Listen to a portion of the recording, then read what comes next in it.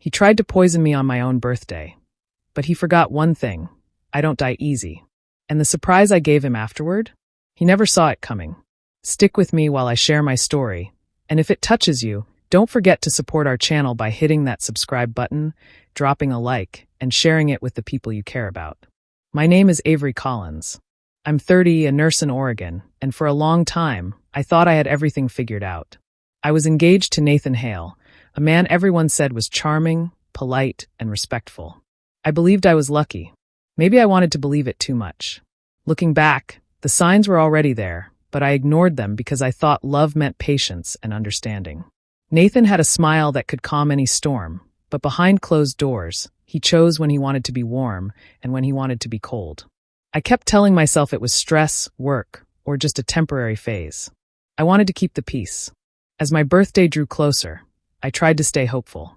Things between us had felt tense, but Nathan suddenly suggested he wanted to make the night special. He talked about cooking dinner himself and spending a quiet evening together. I didn't question it. I wanted to believe he was trying to fix things. I even told my best friend that maybe this was our turning point. The night came, and Nathan set the table like it was a romantic movie scene. Candles, soft music, everything neatly arranged. He kept smiling like everything was perfect. Part of me relaxed, thinking maybe I had been overreacting. Maybe he really did love me more than he showed.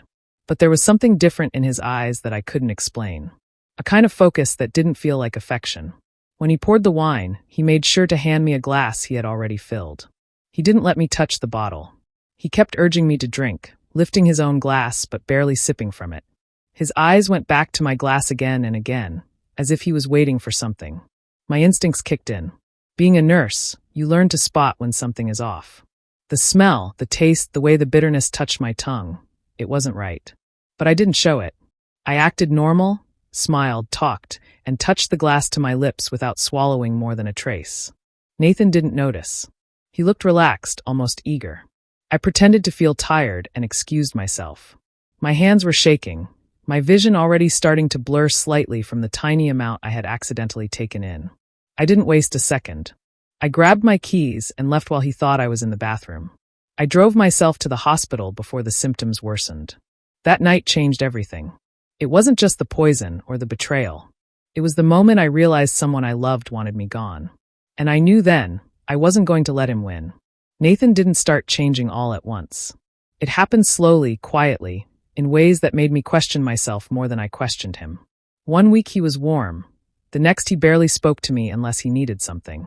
He began looking at me like I was a burden he had to carry instead of a partner he chose. When I tried to talk about how distant he seemed, he brushed it off with the same lines over and over again, that I was too emotional, that I worried too much, that I should stop overthinking everything. He said it so casually that I sometimes wondered if maybe he was right. Then he started staying out late. At first, he claimed he was working longer hours. But he never had any details, and every time I asked, his answer changed slightly. Sometimes he said he was with co-workers, sometimes he said he needed space, sometimes he said he lost track of time. I didn't want to fight, so I let it go, but I felt the distance between us growing bigger each night. He didn't come home on time. He became protective of his phone, keeping it face down or in his pocket even when he showered. When I asked him if everything was okay, he sighed as if I was annoying him and said he was tired of explaining himself. I could feel myself fading in the relationship. I didn't recognize the way he spoke to me anymore. Every conversation turned into me trying to understand him, and him acting like he didn't owe me any explanation.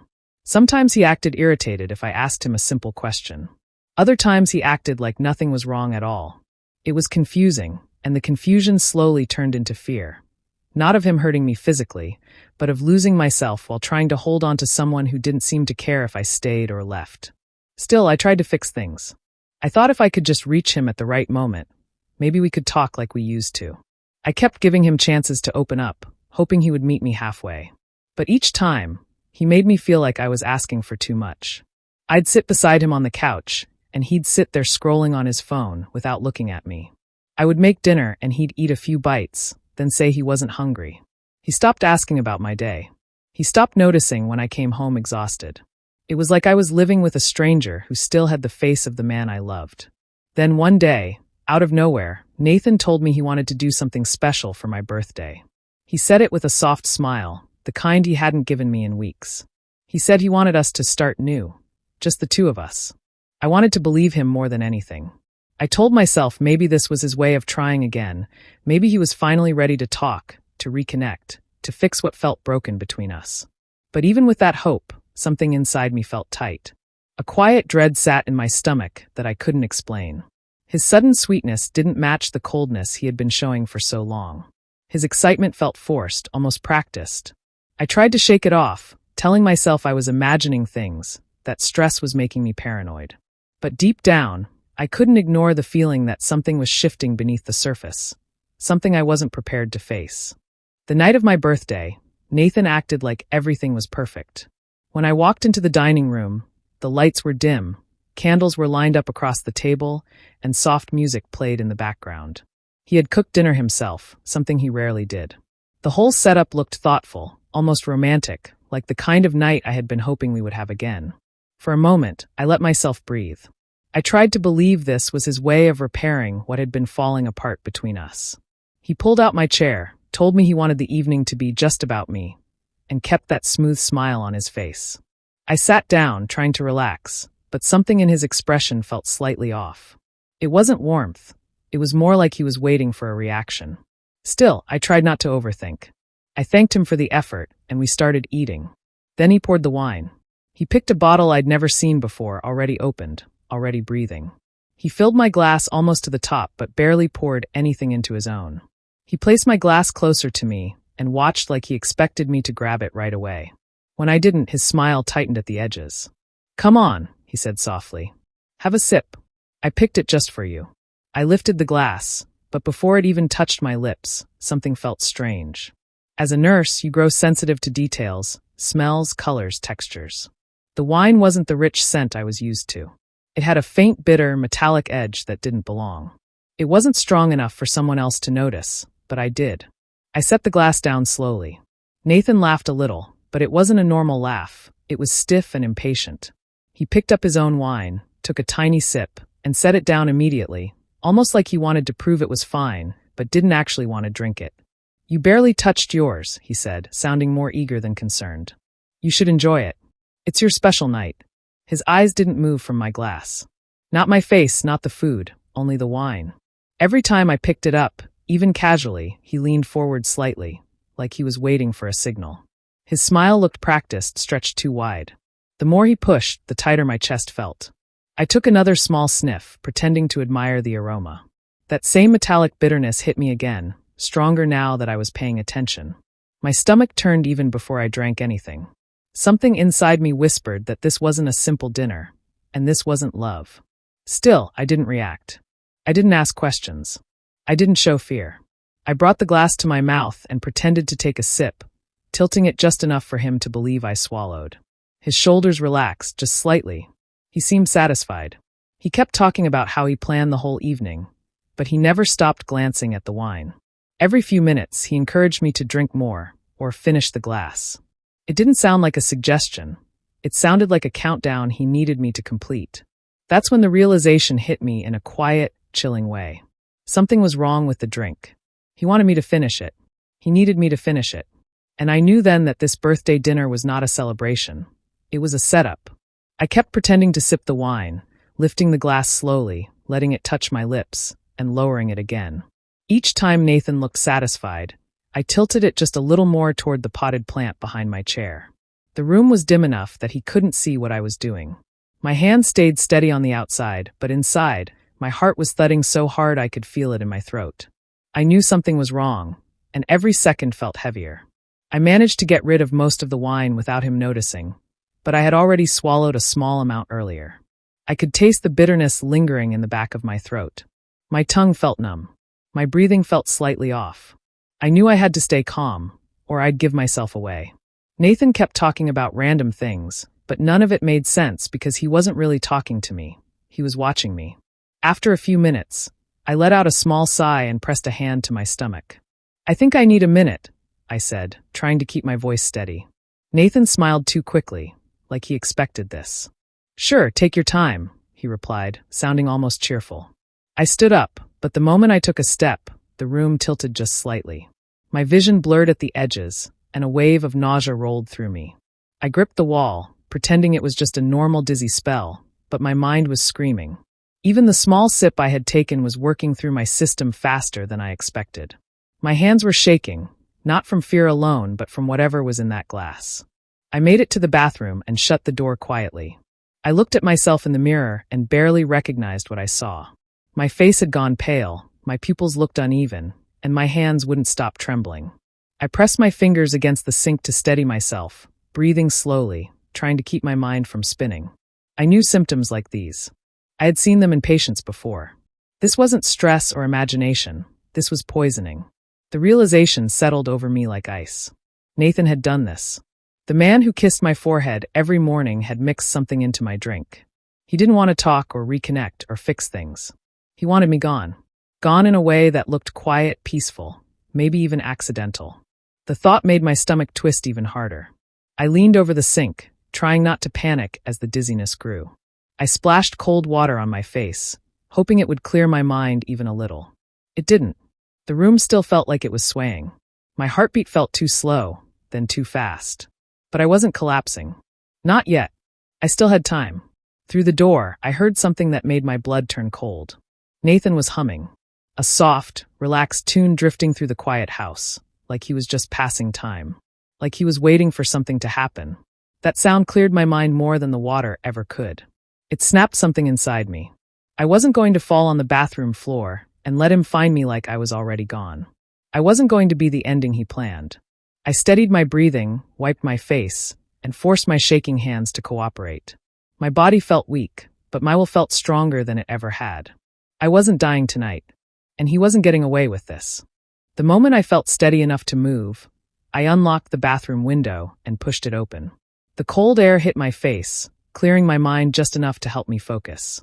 My body was weak, my legs shaking, but I climbed out carefully and landed in the small patch of grass outside. I stayed low, listening. Nathan was still inside, humming, completely unaware that I was no longer in the bathroom. That gave me a small boost of strength. I forced myself to walk toward my car, each step feeling heavier than the last. When I reached the driver's seat, my vision blurred again, and I had to grip the steering wheel with both hands to keep myself upright. I knew it was dangerous to drive like that, but staying was worse. I turned the key, took one deep breath, and pulled out as quietly as I could. The roads were empty, and the hospital wasn't far. I kept telling myself to just hold on a little longer. Every time my head felt like it was spinning, I reminded myself that getting there was the only chance I had. When I arrived at the ER, I walked in slowly, trying not to look as bad as I felt. The moment a nurse saw me swaying, she rushed over and grabbed my arm. I told her I needed a toxicology test immediately. My voice was weak, but I knew the right words, and the urgency in my tone made them listen. They moved quickly, running tests before the symptoms got worse. Lying on the hospital bed, I felt the last bits of energy leaving my body. My hands shook uncontrollably, and my stomach kept twisting. The doctor came in with the results, holding the chart like he wasn't sure how to tell me. He explained that the test showed a combination of a strong prescription tranquilizer mixed with ethylene glycol antifreeze. He said the mixture was designed to shut my system down slowly, making it look like an accidental medical issue instead of something intentional. Hearing it confirmed what I already knew, but it still felt like my chest tightened. The doctor looked at me with concern, asking who might have given it to me. I didn't answer. Not yet. He urged me to report it immediately, saying that this wasn't something people survived if they took a full dose. He kept reminding me I was lucky. I wasn't sure if lucky was the right word. I told him I needed time. I said I would report it, just not right now. He didn't like it, but he could see I wasn't going to change my mind. He made me stay until the drugs passed through my system enough for me to be stable. While I lay there in the dim hospital room, I wasn't thinking about fear anymore. I wasn't thinking about the poison or the symptoms or how close I had come. All I could think was why. Why would Nathan do this? What was he hoping to gain? Who was he doing this for? None of it made sense, and I wasn't going to just hand him over without knowing the full truth. I wanted answers. I wanted to see the whole picture. And most of all, I wanted him to feel a fraction of what he tried to make me feel. Revenge wasn't about anger. Not for me. It was about clarity, timing, and staying 3 steps ahead. I wasn't going to run. I wasn't going to hide. I was going to outsmart him, quietly, slowly, and on my terms. When the hospital finally released me, it was early morning. The sky was still dark, the streets quiet, and my body felt drained but steady enough to move. I knew Nathan would still think I was at home recovering from whatever he imagined would happen after drinking the wine. He had no idea I'd figured him out. He had no idea I was still alive because I had outsmarted him. That small advantage gave me courage. I drove home slowly, parking a few houses away so he wouldn't hear the car. I walked toward the house, keeping to the shadows, listening carefully. When I got close enough, I saw the living room light still on. Through the window, I spotted Nathan lying on the couch, sleeping comfortably, as if he hadn't just tried to murder me hours earlier. His face looked peaceful, relaxed, almost innocent. If I didn't know the truth, I would have believed he was just tired from a long night. But the truth stripped away any softness I had left. I slipped inside quietly. The house smelled the same, looked the same, but everything felt different. I walked past him, careful not to wake him, and went straight to the office where his laptop was usually kept. My hands were still shaky, but my mind felt strangely calm. I needed answers, and I knew I would find them here. Nathan never expected me to touch his laptop. He used to leave it open all the time, but for the past few months, he had been more protective of it. The screen was dark, but when I moved the mouse, it lit up. He hadn't even bothered to close anything. His messages were right there. The first name I saw stopped my heart. Courtney Miles. My coworker. Someone I had talked to every day, someone who had asked me about my relationship, someone who had hugged me when I looked stressed. I opened the conversation, and within seconds, the truth hit me like a punch to the stomach. They had been talking for months. The messages weren't just friendly, they were flirty, suggestive, and bold. Courtney had been sending him pictures, telling him she missed him, asking when he would finally be free. Nathan played along easily, telling her things he never told me. But the worst part wasn't the cheating. I could have handled betrayal like that. What I saw next left me frozen. They were talking about me. Not about breaking up with me, or about leaving gently. They were talking about ending my life. Courtney had asked him how long it would take for the life insurance payout to come through. Nathan told her he had already checked. They joked about how they would celebrate once everything was settled. My hands covered my mouth as tears streamed down my face. I kept scrolling, each message worse than the one before. Courtney asked, "Are you sure this will work? I don't want anything messy." Nathan replied, "Trust me. Once she's gone, it's just us. And we'll be set. Once she's gone." Those words didn't feel real at first. My chest tightened so hard I could barely breathe. I sank into the chair, reading the messages again and again, trying to understand how two people could plan something so cruel with such casual confidence. It wasn't just anger I felt. It wasn't even heartbreak. It was something deeper, a kind of pain that came from realizing my life had meant nothing to them except money. I had spent years caring for Nathan, supporting him, loving him, trusting him, and he had been planning my death like it was a chore on his to-do list. I broke down completely. My body folded over the desk, and I sobbed until I couldn't make a sound anymore. I wasn't crying because they cheated. I wasn't crying because I lost them. I cried because they were willing to erase me for a payout. Because someone I shared a home with didn't think my life was worth anything more than a number on a policy. When the tears finally slowed, I wiped my face and looked at the screen again. The pain was still there, heavy and sharp, but beneath it, something else started forming, something stronger. I had the truth now.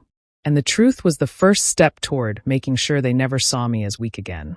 Avery did not confront Nathan. She knew he was expecting her to panic or accuse him, so she did the opposite. She went quiet. She moved slowly. She pretended to still feel sick from the bad food he claimed had upset her stomach. She acted confused and tired whenever he looked her way. She let her hands shake a little, let her voice stay soft, and kept her eyes down. She made herself look like someone who was getting weaker by the day. Nathan seemed worried on the outside, but Avery could see the truth in the way he watched her. His eyes were sharp, impatient, almost irritated. He wanted progress, not of healing, but of her decline. That alone told her she was doing the right thing by staying silent. While he tried to play the loving partner, she quietly turned the situation around. She switched the supplements he took daily with natural herbs that caused mild nausea and discomfort. Nothing dangerous, nothing that could truly harm him, just enough to make him uneasy, tired, and jumpy. He began to complain about headaches and stomach pain, and Avery simply nodded, and said maybe he should rest more. She pretended to care the way he pretended to care. It felt almost like a performance, but one she needed to win. Avery also realized she had to move fast. She could not keep working and risk being away from home for long hours, especially when Nathan might try something again. So she quit her job without telling him. She sent a simple resignation email and signed the last document with a calm hand. After leaving the office for the final time, she took out her savings from her personal account. She did it in small amounts over a few days so nothing looked suspicious. It was quiet, careful planning, the kind of preparation Nathan never expected from her. Next, she hired a private investigator. She found someone experienced but discreet. When she explained what she needed, proof, dates, messages, anything linking Nathan and Courtney, the investigator listened without judgment. Avery supplied every detail she had seen on the laptop. She described the messages, the tone, the plans they made behind her back. The investigator gave her a calm promise. He would find everything she needed. Avery left that meeting feeling a kind of cold strength she had not felt in a long time. Back at home, she acted slow and tired again. She lay on the couch with a blanket. She asked Nathan for water in a weak voice. She made sure he believed she was falling apart. At the same time, she watched his reactions closely. Every sigh, every glance at the clock, every moment of fake concern told her she was playing her part perfectly. Avery was no longer scared. She was preparing. She was setting each piece into place, step by step, without rushing. She wanted the truth to corner him, not her. She wanted the proof to be undeniable. And most importantly, she wanted him to think she was slipping, while in reality, she was more awake than she had ever been. Her plan had finally begun. Avery chose her moment carefully. She waited until Nathan seemed calmer, still dealing with the discomfort from the herbs she had switched into his routine, and then she approached him with a soft voice. She told him she felt bad about how her birthday had ended, and that she wanted a redo dinner to clear the tension. She said she missed the old version of them and wanted to try again. Her tone was gentle, almost hopeful, and Nathan immediately relaxed. His face lit up with a kind of excitement she had not seen in a long time. He believed her completely.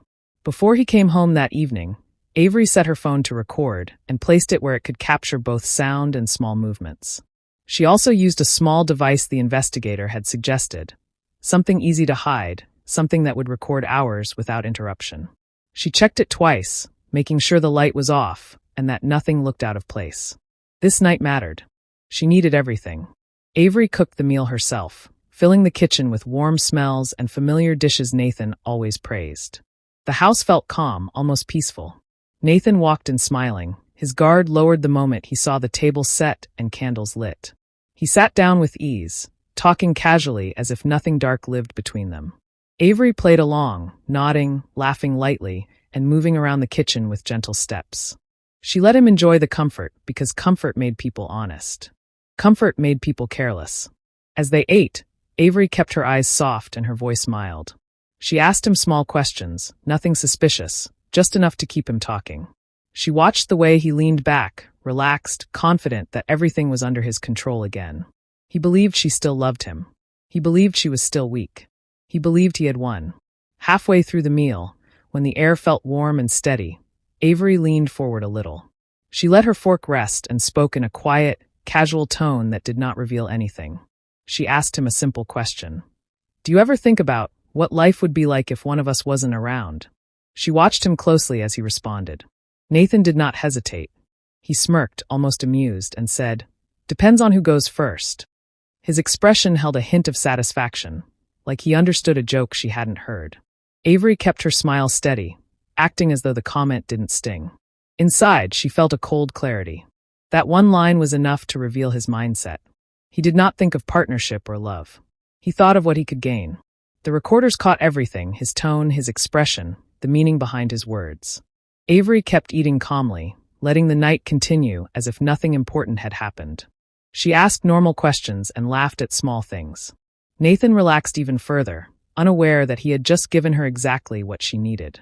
Avery knew the game was almost over. Her smile stayed gentle, but her mind was sharp. Nathan thought he understood the situation, but he didn't realize the truth. She wasn't scared anymore. She wasn't confused. She wasn't broken. She was ready to end this on her terms. After the meal, Avery reached under the table and pulled out a folder she had prepared carefully over the past weeks. She slid it across to Nathan slowly, making sure he could see the contents without touching them yet. Inside were copies of the toxicology report from the hospital, printed messages between him and Courtney, CCTV footage showing him buying the antifreeze, and bank statements that proved he had planned everything in detail. Each piece of evidence was clear, undeniable, and organized in a way that left no room for argument. Nathan picked up the folder, flipping through the pages quickly at first, then slowing as he realized the scope of what he was looking at. His face went pale, the confident, smug expression he had worn all night draining from his features. His hands trembled as he held the papers, his eyes darting from one page to the next. There was no hiding now, no way to blame anyone else. Everything he had done was exposed. Avery sat back in her chair, calm and collected. Her voice was steady when she finally spoke. "I didn't drink the wine," she said. "I knew what you did. And this, every bit of it, is going exactly where it needs to." She didn't raise her voice. She didn't yell. She didn't need to. The words alone carried the weight of all the preparation and all the knowledge she had gained. Nathan's breathing grew erratic. He muttered, stammered, trying to explain himself, to shift blame, but Avery ignored it. She had already seen through every excuse he could make. The folder sat between them like a barrier, and she didn't move. Every second he tried to speak only made him look smaller, weaker, more desperate. Then the door opened quietly. The private investigator she had hired stepped in, followed by a pair of detectives. They moved calmly into the room, making it clear that the situation was serious. Nathan froze, eyes wide, panic spreading across his face. He dropped the folder on the table, shaking all over. "No, wait, Avery, please. You don't understand. I love you," he pleaded, his voice cracking. His words were meaningless now. There was no love in what he had done, only greed and malice. Avery watched him carefully. She felt a strange mix of relief and cold satisfaction. Relief that she had survived, that she had outsmarted him, and satisfaction in knowing he could not escape the consequences. She didn't speak. She didn't need to. She let him crumble under the weight of his own actions. Every tremble, every faltering word, every desperate attempt to justify himself was a confirmation of everything she already knew. The detectives moved closer, guiding him gently but firmly toward the door. Avery's eyes followed every step, her mind clear and focused. She had planned this night for weeks, and now it was unfolding perfectly. Nathan had lost control completely, exactly as she had intended. The danger was over, the threat removed, and she had the evidence to make sure he would never hurt anyone else. Avery leaned back, breathing slowly, letting the tension drain out of her body. She had won, not through anger or chaos, but through patience, intelligence, and careful planning. Nathan's panic was the last thing she needed to see to know that justice was finally taking its place. Nathan was arrested the next day. The charges were serious, multiple felonies, including attempted murder. He couldn't argue, explain, or escape this time. Everything Avery had collected, the toxicology reports, the texts, the surveillance, the bank records, left no room for doubt. He was taken away in handcuffs, still shaking, still trying to claim he loved her. But no one was listening. The law had caught up with him, and for the first time, he was powerless. Courtney faced her consequences too. Her involvement became public knowledge. She was fired from her job immediately, and an investigation followed. News outlets caught wind of the story, exposing the details of her role in Nathan's plot. Her name was mentioned alongside his betrayal, and the life she thought she would build was destroyed before it even began. Avery didn't celebrate that part. She didn't need to. The justice itself was enough. She had never wanted revenge to be cruel, only fair, and it had been delivered. Once everything was resolved, Avery decided it was time to start over. She packed up her things quietly, leaving the city that held so many dark memories behind. She moved to a new place, a fresh start far away from Nathan and Courtney. She found an apartment in a quiet neighborhood, started applying for new jobs, and slowly rebuilt her life. The nights were peaceful now. The mornings were calm. For the first time in years, she felt free from fear. No one was watching her, no one was plotting against her, and she could finally breathe without tension sitting heavy on her chest. Time passed, and Avery grew stronger each day. She regained her confidence, her independence, and her sense of self that Nathan had tried to destroy. She didn't rush her healing. She took long walks, focused on her career, and spent quiet evenings with books and music she loved. She allowed herself to laugh again without feeling guilty, to make plans without worry, and to trust herself completely. On the 1-year anniversary of her poisoning, Avery chose to celebrate in a small, quiet restaurant. She sat alone at a corner table with a candle in front of her, enjoying a meal she had picked carefully, savoring every bite. She thought about the year, the fear, the planning, the recovery, and finally the freedom she had earned. She remembered Nathan's smirk, Courtney's messages, the danger that had almost taken her life. But instead of anger, she felt calm. She had survived, yes, but more importantly, she had lived. She raised her glass slowly, a small, private toast to herself. The revenge had never been about hurting them. The revenge had been in taking control, in outsmarting them, in walking away alive and whole. She smiled, quietly and fully, knowing that nothing they had done could ever take her strength away again. Surviving wasn't the revenge. Living well afterward, that was the real surprise of his life. Avery leaned back, took a deep breath, and finally felt peace. She was free, and no one could ever touch that again.